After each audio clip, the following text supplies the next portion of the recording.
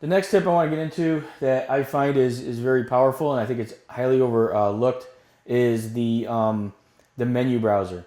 And when you're learning AutoCAD and you're trying to figure out what all these commands are, or how do you draw a line, or how do you draw a polyline, or a box, or a rectangle, that can be somewhat daunting. So until you learn where everything's at, this menu browser is probably one of the nicest tools that you can find inside of AutoCAD that will get you moving right away.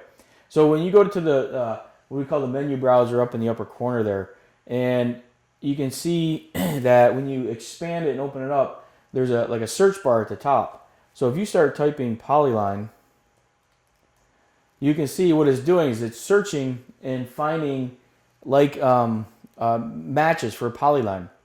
So you can see here it found the polyline command.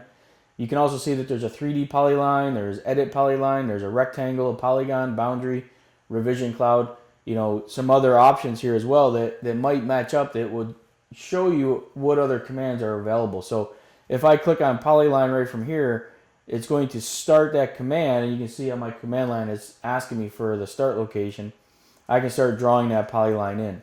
So if you don't know where to find it up on the ribbon, it's pretty simple to go to the menu browser and type in, if he was to start typing in circle, you can see that it finds the circle command or the arc command or whatever it happens to be that you're trying to draw.